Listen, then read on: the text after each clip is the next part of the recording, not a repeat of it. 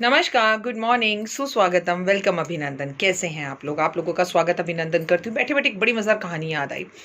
इस कहानी का क्या है कि एक जंगल था, उसमें आग लग गई और आग लगने से आपको पता ही है सारे जीव जंतु जानवर इधर उधर भागने लगे। लेकिन एक चिड़िया का घोंसला था, उसमें उसने अभी बच्चे दिए थे, छोटे छोटे बच्चे थे। चिड़िया बहुत डर गई और अपने बच्चों को लेकर दूसरी जगह जाने लगी। दूसरी जगह जाकर कुछ दिन तो वो एक पेड़ के अंदर रही, लेकिन उसे लगा कि ये सही जगह नहीं है और ये सेफ जगह नहीं है मेरे बच्चों के आशियाना के लिए। वो उड़ने लगी और रोज़ अपने बच्चों को वहाँ छोड़कर एक जगह ढूंढने जाती कि मेरे बच्चे जहाँ सेफ रह सकें। उसे नदी के किनारे दो पेड़ दिखाई दिए और दोनों पेड़ों के पास जाकर उसने बड़े विनम्रता से नमन कर कर हाथ जोड़कर बोला कि क्या मैं अपने बच्चों के साथ इस पेड़ पर रह सकती हूँ? पहले पेड़ ने बोला बिल्कुल नहीं, थोड़ा सा रूड बोला। दूसरे वाले से पूछा क्या मैं अपने बच्चों के साथ इस पेड़ पे रह सकती हूँ? तो उसने बोला हाँ बिल्कुल रह लो, मुझे कोई प्रॉब्लम नहीं है, आप ही का पेड़ है, रहो। अब वो अपना रोज़ थोड़ा थोड़ा घोंसले का तिनका लाती है और अपना घोंसला बनाती है और उसको 3-4 दिन लगे, फिर उसने अपना घोंसला बना लिया। ऐसा थोड़ी है कि इंसानों को ही घर बनाने में परेशानी या प्रॉब्लम्स का सामना करना पड़ता है। बात सच्ची यही है कि हमसे ज़्यादा मेहनत पशु पक्षी जीव जंतु करते हैं।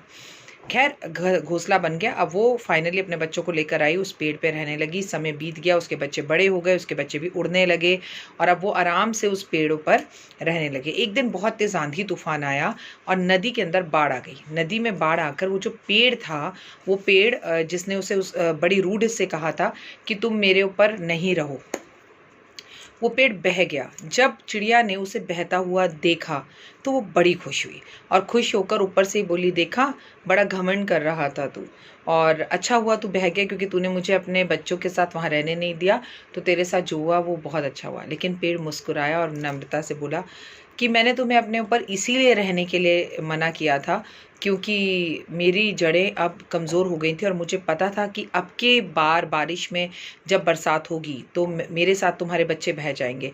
तुम्हें मुसीबत से बचाने के लिए ही मैंने ये काम किया था। इस कहानी का सिर्फ इतना सा मतलब है, कई बार हमारे दोस्त भी हमें इग्नोर इसलिए कर देते हैं क्योंकि उन्हें पता होता है कि वो हमें अपने घर बुलाएंगे तो शायद हमारा अपमान होगा। कई बार हमारे दोस्त हमारी मदद इसलिए नहीं कर पाते क्योंकि उन्हें पता होता है कि वो हमारी पूरी प्रॉपर मदद नहीं कर पाएंगे। चिड़िया को ये बात सुनकर बड़ी शर्म आई और वो शर्म से हाथ जोड़कर पेड़ से माफ़ी मांगने लग गई। मतलब एक कहावत है, चिड़िया तो हाथ कैसे जोड़ेगी, मतलब गर्दन झुका ली। आप मतलब समझ गए ना कहानी का। कई बार जो पिक्चर हमें दिखती है वो होती नहीं। चलिए इस कहानी का दूसरा रूप देखते हैं। मान लीजिए पेड़ घमंडी भी था, ठीक है, और अपने घमंड की वजह से उसने चिड़िया को मना किया वहाँ रहने के लिए, तो क्या हुआ?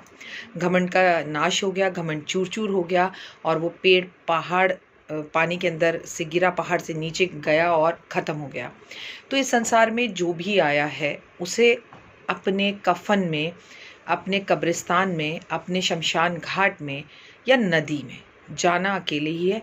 कोई किसी के साथ नहीं जाता, हम अकेले आते हैं, अकेले ही जाते हैं, ये सच्चाई है। लेकिन क्यों ना ऐसे काम करें। यहाँ बात यह है कि अगर पेड़ को पता भी था कि वो कमज़ोर है तो ये बात वो चिड़िया को आराम से भी कह सकता था, उसको सलाह भी दे सकता था। लेकिन कड़वी वाणी इंसान का दिल तोड़ती है। आपको भी कई बार अपनी ज़िंदगी में अपने दोस्तों को, अपने रिश्तेदारों को, अपने घर वालों को पैसे देने से मना करना पड़ता होगा, कई बार इग्नोर मारना होता होगा। तो हम क्या करते हैं, हम उनका फ़ोन उठाना बंद कर देते हैं, हम उन्हें बुरा भला बोलना शुरू कर देते हैं या उनके बारे में किसी तीसरे को बोलना शुरू कर देते हैं। उस तीसरे से बात हम तक पहुंचती है। मोरल ऑफ द स्टोरी है, ये करते तो हम गलत है ना। तो सोचिएगा ज़रूर, अपनी वाणी के अंदर थोड़ी सी मधुरता लाकर आप किसी की मदद कर पाए ना कर पाएँ, लेकिन अच्छे शब्द ज़रूर बोलें। जय माता दी।